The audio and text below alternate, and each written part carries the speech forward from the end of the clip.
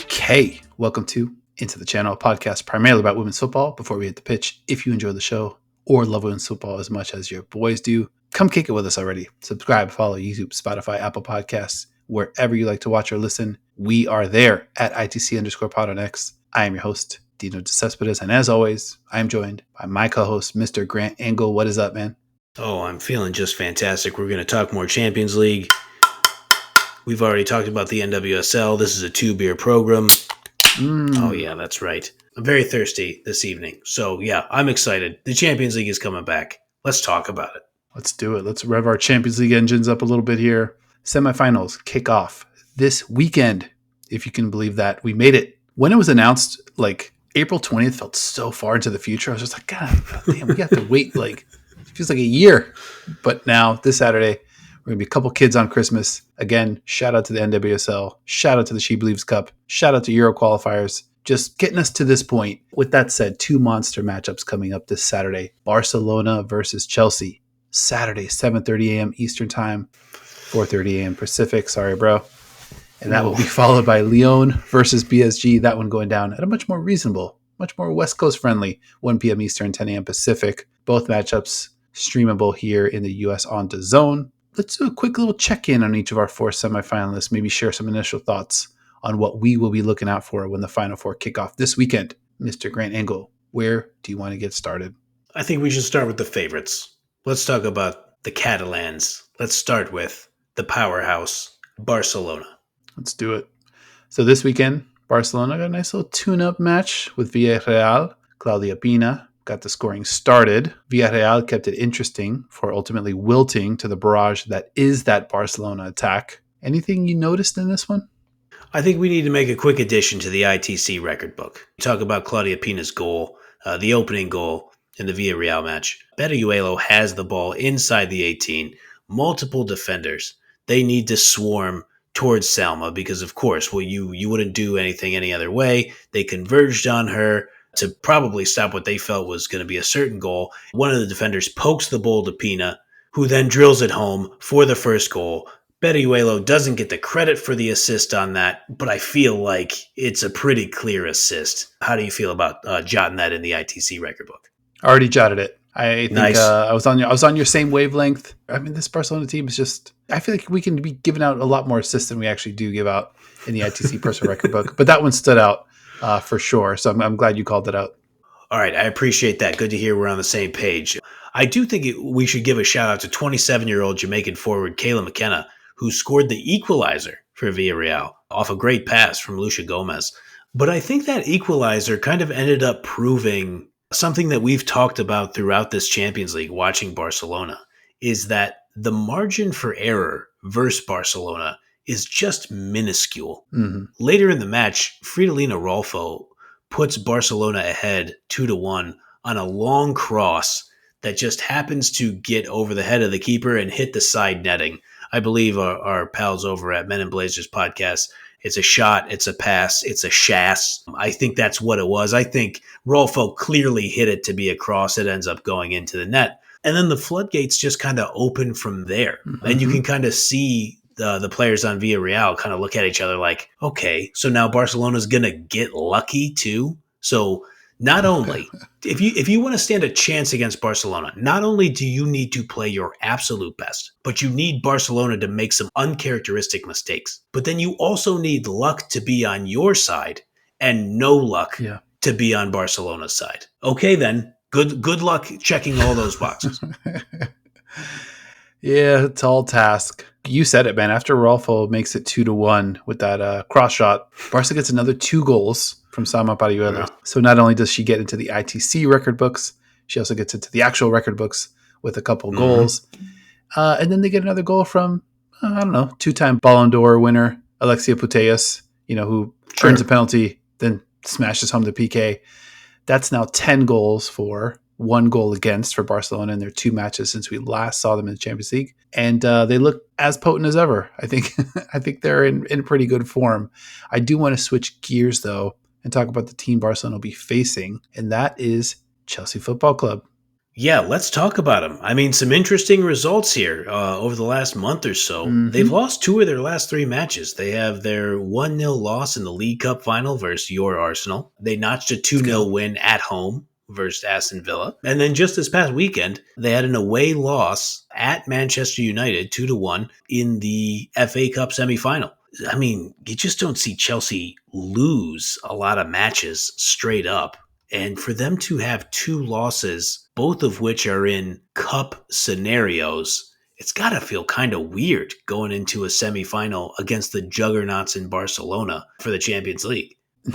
Not a good time to be looking a little wobbly. Yeah. Might be a little bit of an accumulation of factors that could end up derailing what's left of Chelsea's seasons here. You look at everything from the Millie Bright injury, Sam Kerr, Mia Fishel, Emma Hayes as manager, not a whole foot, but maybe a couple toes out the door here. We've talked already about Hayes starting to install things here with the U.S. women's national team.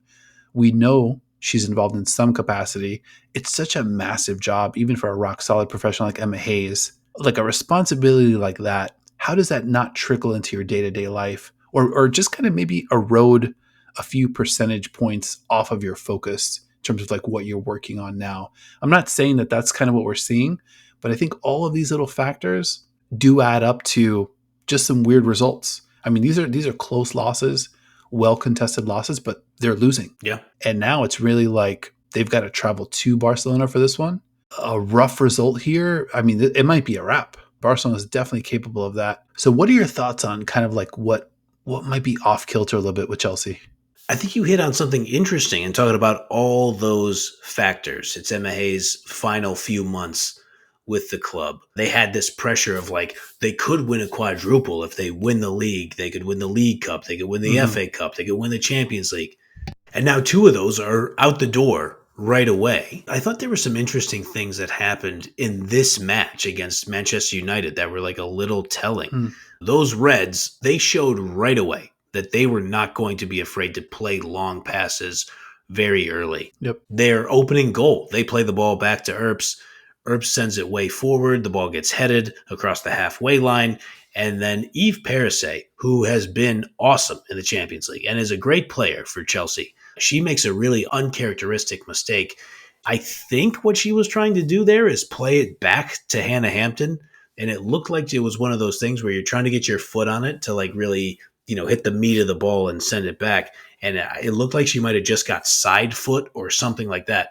And the ball just kind of trickles right into the path of Leah Galton, who I think is coming back from an injury for Man U. And she races onto it, delivers the cross to the back post. Lucia Garcia makes a great adjustment and heads it in the opening minute of the match. And so now you're Chelsea just kind of looking at each other like, okay, there's a lot of time left. We're Chelsea. We can score. But what the fuck was that also? Like that was weird. And I just think when you talk about like the vibes of the club kind of going around and you have that loss to Arsenal in the League Cup in the back of your mind, could it be doubt setting in? I think, well, actually, quick correction, buddy. You said the goalkeeper Earps. I think what you meant to say was Mary fucking Earps. Yes, that is right. She was out of her mind. Fantastic. Mary F. Earps. Just vintage, doing everything that you want to see a goalkeeper do in that moment. The emotion after the match from Earps was just like, damn, like it doesn't matter who you're rooting for. That's just a beautiful moment after just a stellar performance. That was fucking awesome. So I wanted to give her proper props. Hell yeah. And I completely derailed myself. What was your question? So the question was, when Manchester United, and I don't like giving Manchester United credit in anything that I ever do, but when they score in the first minute, do you think any doubt started to creep in Chelsea's mind with that Arsenal loss, like pretty fresh in the rearview mirror? I mean, I'm not sure if that moment creates the doubt, but it does change things, right? You go into it, you kind of like ready to go, and now United lands the first shot flush on the chin, and like it's not so much that you're doubted, but like you're stunned, and it's like it takes a minute. And now you're kind of like, I guess you are second guessing things a little bit. I don't know that we necessarily saw them play that way because Chelsea was still threatening, but things were just a little bit off, right? So it's like, what can we attribute that to? And I think it really just knocked them off what they wanted to do. I think that's what it does. It kind of derails you a little bit from the initial game plan that you might have entered the match with. I think that's a great point. And I asked the question, it was seemed like a bit of a leading question, but I agree with your answer is I don't think Chelsea is easily rattled. And I actually kind of have some question. I mean, I do realize they've lost two of their last three matches, two of which in serious cup scenarios. But let's go to the second goal in this match. So crosses from the left-hand side, that appeared to be working. I mean, Chelsea had their chances. United was obviously going to keep attacking that left side. So Elatoon wins the ball from Melanie Leopolds. And Leopolds, she's had like a couple starts. I think she's had two starts since the Champions League group stage. You know, a good player. I think recently retired from international competition for Germany, but obviously knows what to do out there. But Elatoon just straight ripped, like had the ball going. It looked like Leopolds was going to take it, just rips it right past her. Toon sends in a great cross to Rachel Williams, puts Manchester United up 2-0. We're 23 minutes in. I was never a big SpongeBob watcher, but whatever that meme is of Mr. Crab, and like you can tell everything around him is shaking, it seemed like that's what was happening to Chelsea in that moment. And I got to say, a tough one for Leopolds. That match, as far as I understood, if I understood the announcer correctly, that was on her birthday. So not great to have Elatoon just run right by you and then hit the assist on your birthday to go down 2-0. But I'll just be honest, I mentioned Leopolds has only played a couple of matches in the Champions League. When they go in and play Barcelona, I don't think that's going to be weighing on their mind too heavily. I mean, we just have to see what kind of Chelsea performance we get. Yeah. Because if they get derailed a little bit early, if it's 2-0, 25 minutes in, 20 minutes in, it might be kind of pack it in territory, because I think Chelsea needs to be able to match shot for shot, goal for goal, which they can, but they've got to be at their best. And to your earlier point, the margin for error against Barcelona is so slim. It's crazy. You can't give the ball away. You can't kind of like whiff on a chance that was like a wide open look. They're going to need, you know, we always talk about the Aaron Cuthbert goal. This is probably going to be one of those matches where they might need something from Cuthbert. Yeah. We know she's good for it, but then you need that front three, you know, or probably front four if you want to think about James, Canarud, Wrighton, and probably Myra Ramirez. You probably need all of them really kind of cooking. Yeah. They just were off their game, and you don't know if that's a trend or a blip, you know, and I think we're getting to that point where it's like a bad blip in a bad spot, and it could get really ugly really quick, because Barcelona, you know, I think Barcelona also knows this. You know, they've seen what Chelsea's done. They know what it does to teams, like when they just land a 3-punch combo like early. So I would absolutely anticipate Barcelona gunning early. You know, I think they're going to be firing shots. We're going to get some Pina action, some Salma action, Bonmati, CGH. I think they're going to be looking to like knock Chelsea on their heels early and see if that just kind of like deflates them. I think that's a great point. And I think that Barcelona will be, to use your phrase, I think they'll be gunning for that. And I think in this match, which I enjoyed, it was a reasonable time for me to wake up on the West Coast before I got my day started to kind of see this one through. Chelsea still had their chances, like you referenced early. Yep. Lauren James got on the score sheet. Great girl right and run down the left-hand side. She sends the ball into the box. LJ finishes with her right foot, easy peasy. Nothing for Herbst to do. Lauren James could have had a hat trick in this one. I think one of the headers that Mary Earps made a diving save on, it was close to the post. The announcer referenced it, that it might have gone wide. It looked like it was going in. Earps had to dive to save it. But then in the 51st minute, Lauren James hits a header that's absolutely perfect, has Earps going the wrong way because of the flow of play. But Earps, just like you pointed out earlier, this was a Mary fucking Earps game.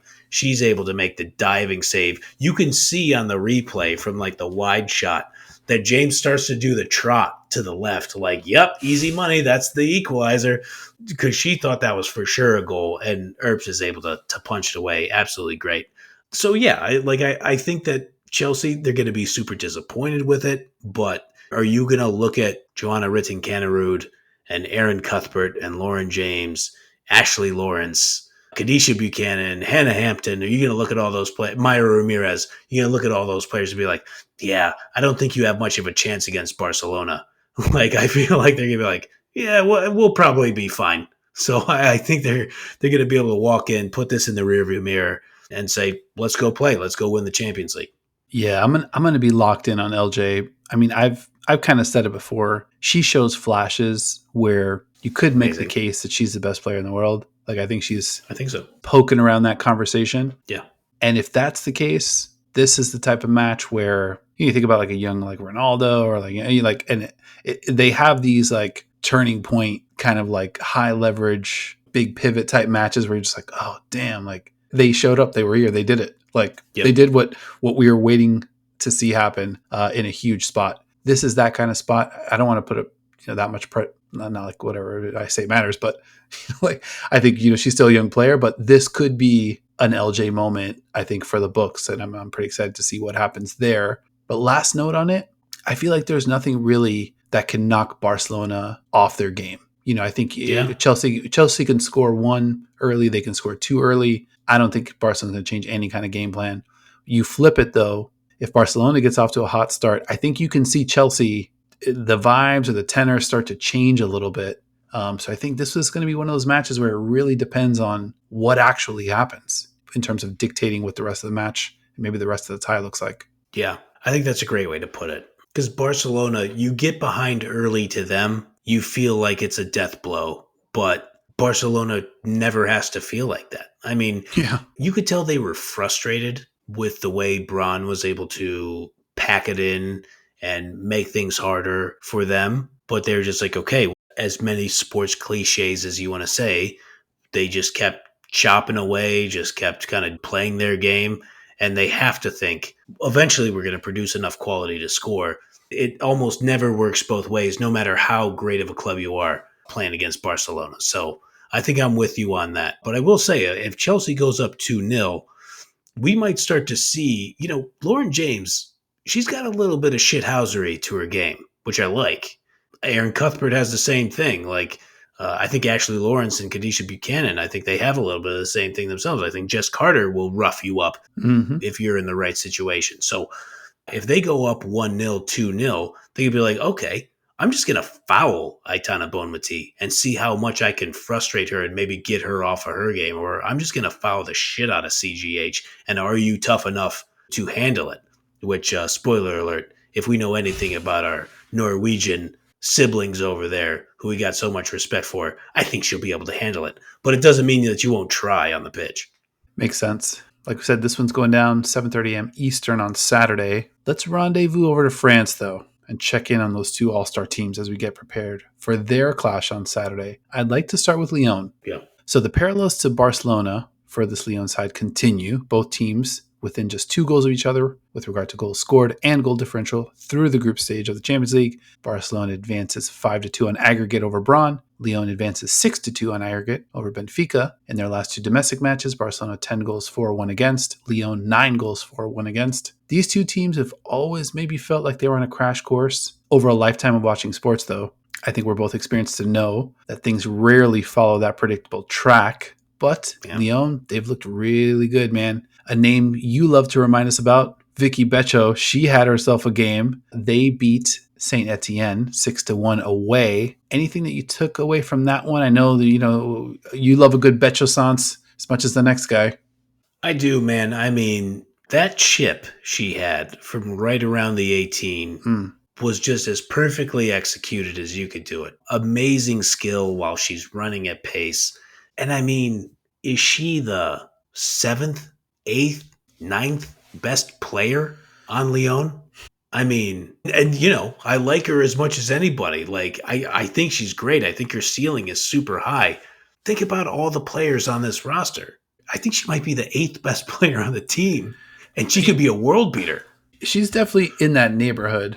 I'm just looking up here real quick. Still just 20 years old. I mean, it's just not fair. Like, they have all the good experienced players, a lot of the good young players. So it's no shade on Vicky, but I mean, there's nothing wrong with being the 8th or 9th best player on Lyon because they're fucking yes, stacked. And honestly, on any given day, she could be Lyon's best player. She's that good. Yep. Her ceiling is that 100%. high. And she's still got so much growth left to her game and to her career. Yeah, totally. I do want to mention that Saint Etienne goal. Obviously it was a 6-1 win for Lyon.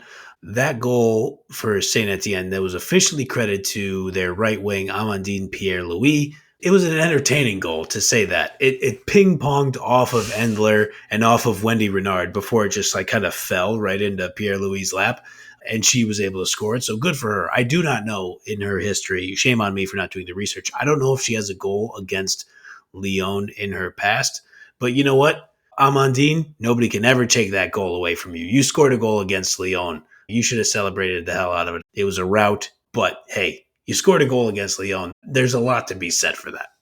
Oh yeah, that probably is a good chance of becoming the Twitter thumbnail or the Instagram Hell thumbnail. yeah. Like that celebration. Before we get to PSG, though, I wanted to toss a little chum into the water here. Now, I'm not sure what this means, but this current coaching carousel that we're living in kind of has my head spinning a little bit. We've been talking a lot about the job Emma Hayes is doing, laying the groundwork for the USWNT's Olympic run this summer. Sort of easy to overlook the fact that she's still managing, I don't know, Chelsea, one of the biggest clubs in the world, still very Right. much in the mix for the WSL and Champions League titles. Then you look at Barcelona manager Jonathan Giraldez, who's leaving after this season to lead the NWSL's Washington Spirit. Then you think about Lyon's Sonia Bonpastor, who is now set to replace Emma Hayes at Chelsea, who just so happens to be a team that she might be facing in the final. So, what effect, if any, do you think this like manager musical chairs could have on the semis? Does it open the door for like a PSG who has, I don't know, call me crazy, but it's nice to have some stability in the manager role? Or do we default to, okay, who's got the best players? Give me that team. Or is it a styles make fights type setup? This is, I think, what makes this Saturday specifically so exciting. Ooh, man, this is a great question. So we know that PSG and Lyon, they produced a banger the last time they played. Mm-hmm. That was the own goal by De Almeida that ended up forcing the match into a draw, a match that, frankly, PSG looked like they should have won. Oh, yeah. Which you do not say a lot about any Lyon match where you say the other squad should have won. At Lyon, too, by the way. At Lyon, come on. I mean, what a great match that was. Does the coaching carousel matter? I think in the run of play, probably not, right? Like, we love good manager talk. We love good coaching talk. But I think when they're on the pitch and, it's time for Basha ball, Lindsay Horan is doing her thing. You're serving the ball in there to Lay Samer or Caridatu Diani. I don't think they're thinking about, man, Sonia, she's really going to take that other job, huh? Like, I don't think that's what's happening. Could it matter in the margins? Could it be like you're 3% less prepared building up to the match? I think maybe, but I mean, Bonpastor's pedigree speaks for itself. The resume, check the rings, check the medals, if you will. They don't do rings over in European sports, which is always funny to me. They prefer a medal and a trophy. But I mean, if you're Bonpastor, you just say check the trophy case. We're doing all right over here. Trophies with a Z. Trophies. Trophies. I think it's worth a question. I mean, it's only human nature to be concerned about, like, hey, I got this next gig coming. I have an opportunity to get that cool promotion. I almost wonder, I would love to hear from Lyon supporters, their thoughts on, like, wait, so you say Chelsea's a better option than us? Like, you already coach the second best squad in the world. What are you going over there for? To go live in London? I think it's an interesting question. So it might create some extra juice when the match is played in Lyon. So I'll be interested to see that. Yeah, I mean, it's only one of 4 potential outcomes, but a Lyon-Chelsea final would be just the tastiest of matchups. I mean, just to see those players being like, oh, you want to go coach that team? And let's be fair. It's probably a giant bag associated with a kind of move like that, considering that team in London. Let's talk a little bit about PSG, though. Little shaky. So since we saw them last, 3-0 win over Dijon at home. And then just this past weekend, a 3-3 draw away at Guingamp. PSG was actually down in this one, 3-2, and needed a 78th minute wonder strike from Sandy Baltimore to get out of there with the point. They also got goals from, stop me if you've heard this one before, Tabitha Chewinga and Marie Antoinette Katoto. All that said, though, maybe not the outcome you might be looking for heading into this epic Champions League tie. But to your earlier point, they gave Lyon the business, just a couple months ago. It might be looking for a little get back this Saturday. Very excited about this one as well. What are you going to be looking forward to? I think if there's any squad of the four that is going to play with a level of defiance as like the overarching emotion, I think it's PSG. Mm. I mentioned De Almeida earlier. Like, she's going to be looking at this match. She's got this one. Like, okay, I'm Oh my making up God. for everything that happened last time. And then you mentioned that top three: Baltimore, Chewinga, Katoto. They're going to be running and gunning. God, I am so psyched for this match. I think it's going to be an absolute banger. I think it'll be on a day where we're also going to have Barcelona play Chelsea. I'm somehow more excited for the other match. I think that Mm. kind of says it all right there, because I think PSG is going to come in here and be like, this is the time. It doesn't set up any better for us than this. And like, I think athletes always say, oh, I don't care what's happening in the other bracket, whatever, whatever. I think every athlete who then retires and then goes on TV or goes on podcasts, we know that is just a blatant lie. So if Yeah. you are PSG, you look at this and go, we get past Lyon, we're going to play Barcelona for the Champions League, and we can get that shit done because we're just as fast and tough as they are. I don't know, man. I like Lyon a lot. I like all their players. We talk about their pedigree, their coaching, all that. I think PSG has to enter this match thinking they can win. I think they can win too. I agree with you, and it's really just based on. It's tough to see them kind of like draw this, tough one against Gangon, but like team, not high up the table. Sure. But I just can't get that performance at Lyon out of my mind. I think I close my eyes, I can see Elisa de Almeida right now punching frozen cow carcasses and some freezer, Rocky style, just kind of getting ready for this one. Hell yeah. I think Karshawi, she brings an energy, an attitude to like a match like this. And I think even if it is just a few percentage points, like having Bon Pastor moving on, our guy Camp Hope, he mentioned this with Giraldes. He's like, this is already the end of an era at Barcelona. Doesn't mean that they're going anywhere, but this is the end of the Giraldes era in Barcelona. This is the end of the Bon Pastor era in Lyon. Doesn't mean they're going to lose, but it's not nothing. And I think to your point, PSG's got to be looking at this like, we are going to get this team. Yep. They haven't looked their best recently, but their best this Champions League season has been right there. Hell yeah. When they're at their best, you're just like this team is very, very tough to deal with. And this one's going to be another one where I think either way this goes, this one's going to go down to the wire, I think, between these two teams. I think there's so much firepower that you can go down one, you can go down two. It's not going to change. I don't think either of these teams' approaches. They're just going to kind of keep gunning, keep pushing, keep playing their kind of game, and then see kind of like where the chips land at the end of it. But I think I agree with you. I think I'm more excited about this matchup in the late slot on Saturday. Yeah, man. I mean, just a certified banger. I think it's going to be physical. I think it's going to be chippy. I think, I mean, we saw the way the last one played out too. Like, I think there are going to be some chicken wings. I think there are going to be some elbows being thrown.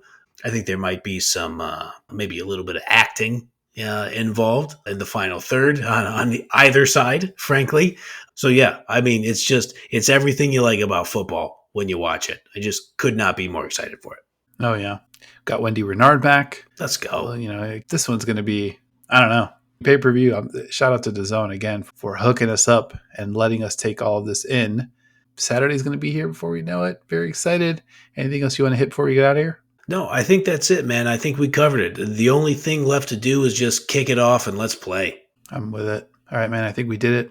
This has been another episode of Into the Channel. Thank you. Thank you for watching, listening, liking, subscribing, just playing, hanging out. But most importantly, thank you for chiming in. Obviously, this is a learning podcast, according to our guy, Mr. Grant Angle. And I think every time we get a comment or a note, it just makes us smarter. And pretty much 99 times out of 100, you all are on point. So we really do appreciate the little community here that we're building at Into the Channel. So remember, like if you like the video, and subscribe or follow Into the Channel, YouTube, Spotify, Apple Podcasts, or wherever you like to watch or listen, at ITC_pod on X. And a big thank you to my co-host as well, Mr. Grant Angle, for being in Champions League form day in, day out. Doesn't matter what day it is on the calendar. My guy's always ready. I appreciate you, man. Well, I appreciate that. I'm trying to stay ready. I mean, a wise person once said, you ain't got to get ready if you stay ready. I mean, let's fucking play. Let's get to Saturday already. And then after that, we'll be talking about the matches. We'll be watching the games, bro. We know all of Yep. you will be as well. And we'll be here to talk about all of it. So we will see you guys then.